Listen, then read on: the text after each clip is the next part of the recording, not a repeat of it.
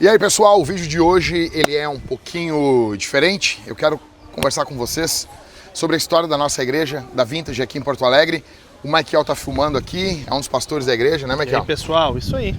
Estamos aqui. Então, pessoal, antes de mais nada, deixa eu apresentar vocês aqui. A gente tá pintando essas placas que vão ficar na parte de cima ali do prédio.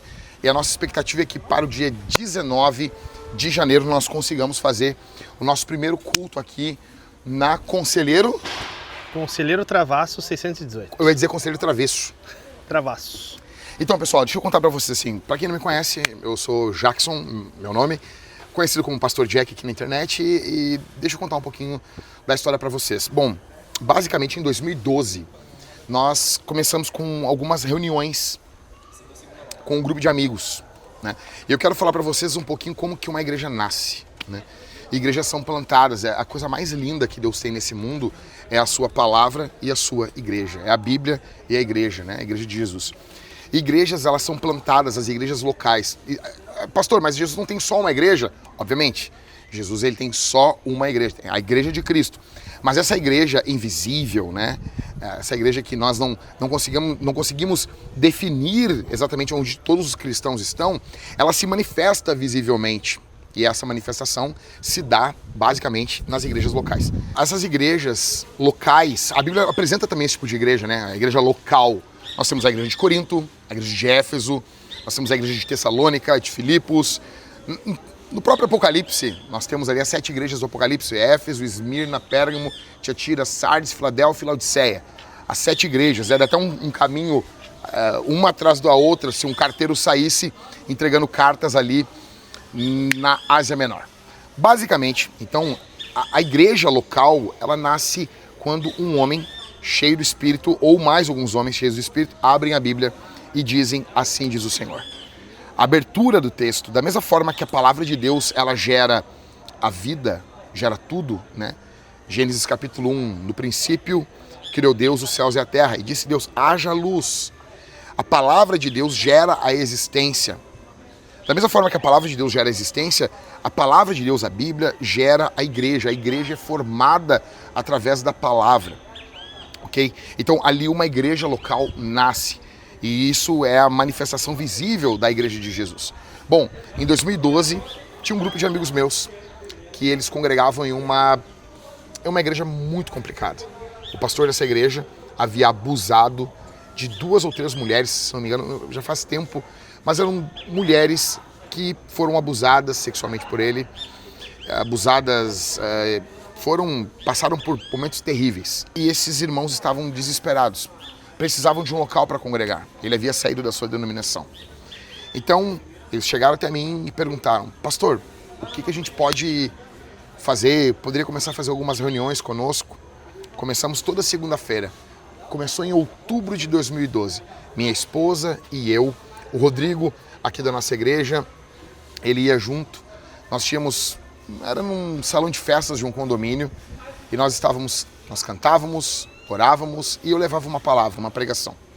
Aquilo foi crescendo, aquilo foi tomando forma, então surgiu ali um desejo nos corações de que nós começássemos uma igreja em Porto Alegre, uma igreja local em Porto Alegre. E no dia 19 de maio de 2013, no dia de Pentecostes, nós iniciamos a Vintage. Nós iniciamos a nossa igreja. Então, desde lá, agora estamos indo para 12 anos, são muitos e muitos desafios. Vamos lá, tentar relembrar algumas coisas que nós passamos aqui, Michael. Vamos lá. Caixinha de fósforo foi quando eu entrei. Lembro da questão dos ar-condicionados, né? Que roubaram os nossos ar-condicionados. Né? Até se conseguir imagens aí e passar do local. O nosso primeiro prédio foi na Sertório, né? Nosso primeiro prédio. Depois nós fomos para a Caixinha de Fósforo, que é um prédiozinho muito pequeno. Tanto que a gente chama de Caixinha de Fósforo. Que ele era pequenininho, retangular, né? Pretinho e tal. Era pretinho, bem pequenininho, né? Depois nós demos o nosso primeiro passo de fé, assim, ousada, né, Michael? Exato. E nós fomos pro prédio ali na Bento Gonçalves. Já era um prédio de igreja, né? Era uma igreja que grande, tinha né? Enfim, tinha saído dali a igreja Paz e Vida. Não, a Universal tinha... A Universal e a Paz e Vida Tinha passado por ali, tinham né? passado por ali. Isso aí. E, enfim, Conseguimos deixar a igreja bonitinha. deixamos tudo bonitinho. Mas Só que aí, o Kids da igreja, o pessoal começou a fazer filho depois de Cântico dos Cânticos. Cântico dos Cânticos, impulsionou as pessoas para fazerem filhos. Hoje, quase 40% da nossa membresia são crianças. Então nós temos muitas crianças. Então o que acontece? Precisamos de um local onde tem um Kids grande. Nós saímos de lá e fomos, Michael, lá para Aritarragô, em janeiro de 2020. Isso aí. E eu me lembro que eu terminei de pregar Cântico dos Cânticos em 2019 e entrando em 2020 o Espírito Santo falou comigo para pregar Apocalipse. Eu falei com os obreiros assim, cara, eu terminei de falar sobre os prazeres sexuais em Cântico dos Cânticos, eu vou entrar direto em Apocalipse. E eu me lembro que o pastor Michael disse assim, ó, cara, prega. E foi isso que eu fiz. E eu comecei a pregar em janeiro de 2020, Apocalipse. Em março estourou a pandemia. E foi o livro de Apocalipse, as exposições do livro de Apocalipse, a pregação em Apocalipse que sustentou a nossa igreja. E começaram a acontecer coisas muito loucas no período da pandemia, né? O fato de tu abrir, tinha aqueles, como é que era o nome daqueles bichos que estavam, eram pestes, o texto falava sobre pragas e tudo. Os flagelos. Os flagelos, era loucura, foi demais. Depois, nós tivemos que sair desse prédio. Tu te lembra por quê, Michael? Sim, o dono queria vender a todo custo e mandava o pessoal lá daquela outra religião lá para uma religião da Coreia, da Igreja Mãe. Da Deusa Mãe. Deusa Mãe, isso aí. Enfim, toda semana quase os caras estavam indo toda lá. Toda semana eles estavam lá e nós tivemos que mudar de prédio porque eu disse assim, caras, imagina, nós estamos aqui fazendo um projeto e daqui a pouco simplesmente esse cara vende o prédio, nós vamos ter 30 dias para sair do prédio e não conseguimos um prédio. Fomos para um local, né, Michael? Exato. Trabalhamos, nos esforçamos. Deixamos até ajeitadinho, 2 andares, tinha um espaço interessante. Aí tivemos problema com os vizinhos. O nosso culto era às 11h30 da manhã, cara. Domingo às 11h30. Domingo era um culto, na semana às 11h30 da manhã.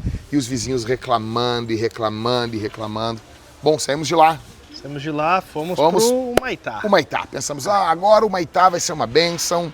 Prédio grande, não tem moradia ao redor, né? Um prédio acostumado gigante. O pessoal com o barulho da arena do Grêmio, que era ali do ladinho. Então, depois de 80 anos, nós tivemos a nossa maior enchente e vocês acompanharam. E nós perdemos o nosso prédio, o que nós tínhamos investido, perdemos tudo, gente. Então, assim, o que nós estamos tentando fazer? Nós estamos na capital menos evangelizada do Brasil, na capital com o maior número de ocultismo do Brasil. Disparado, né? Não tem nem comparação.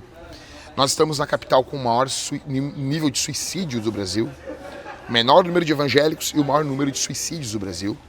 Nós estamos na capital menos alcançada por Jesus.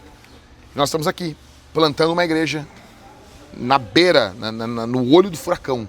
Exato. Quando o Senhor Jesus falou em Mateus capítulo 16, edificarei a minha igreja e as portas do inferno não prevalecerão contra ela.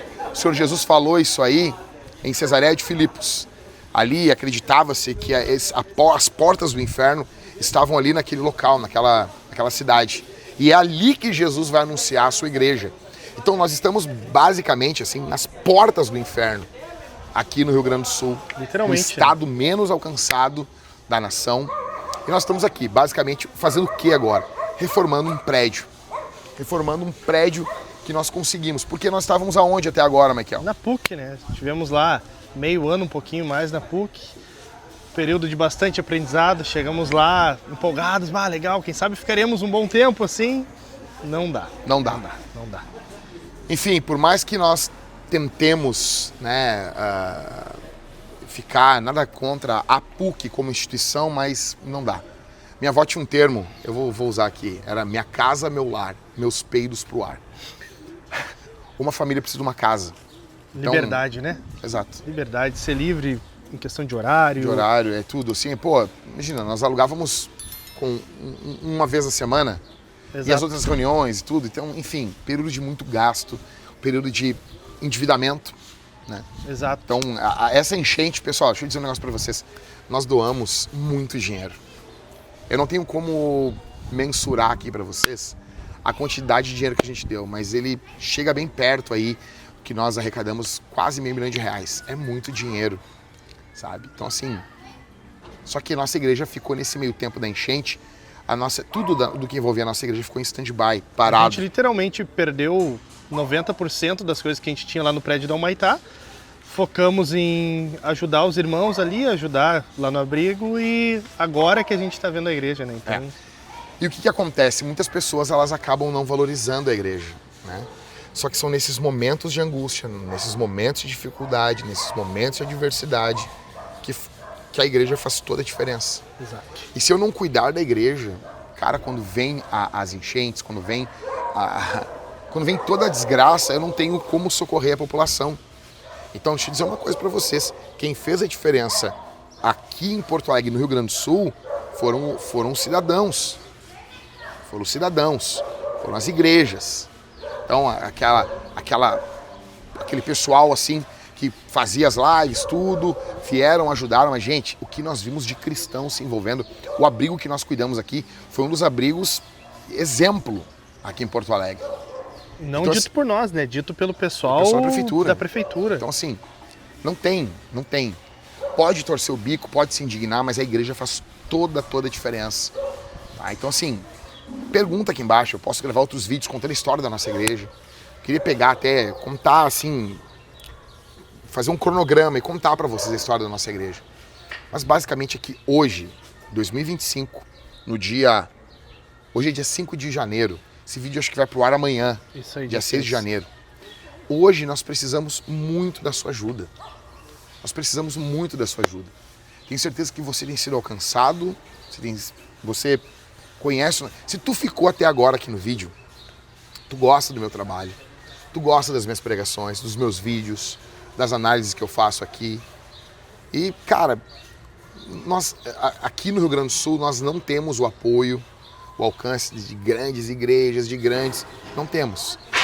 Nós temos aqui caras que estão envolvidos, tu conhece talvez provavelmente o meu trabalho com homens. E meu trabalho com homens ele se dá por causa da igreja. É por causa disso. Então assim, aqui embaixo, eu vou colocar o Pix da nossa igreja. Vai ser a única coisa de descrição nesse vídeo, o Pix da nossa igreja. Vou pedir para o pastor Michael também colocar aqui, escrito aqui na tela. Sim. Então agora já está aparecendo aqui o nosso Pix. E eu preciso muito que você se junte a nós. Me mande uma mensagem. Escreva aqui.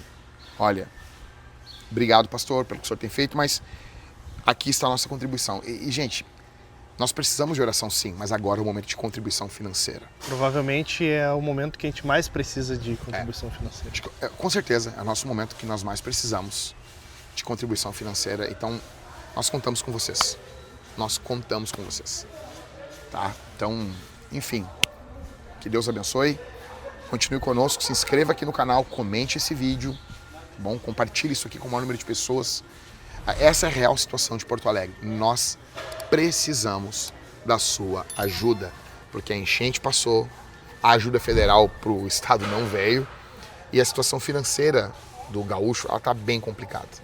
E nós precisamos arrumar a igreja, ter um local para o nosso culto, receber nossas famílias, nossas crianças e pregar o evangelho. Pregar o evangelho, tá bom? Aquela falsa igreja que eu falei, aquela igreja fraca que eu falei no início do vídeo, eu não quero entrar em méritos assim, mas, gente, é impactante você ver como falsos pregadores do evangelho são empoderados por demônios e como que essas alianças espirituais, elas funcionam para que a cultura os propague através da sua mensagem e isso vá cada vez mais longe. E esse pessoal faz um estrago na vida dos cristãos. Então, assim, nós queremos pregar o evangelho, expulsar demônios e nós estamos no olho do furacão. E nós estamos descendo o poço. Nós estamos precisando muito, muito da sua ajuda. Tá bom? Então, é isso. Vou ficando por aqui. Fique com Jesus. Um abraço. Valeu.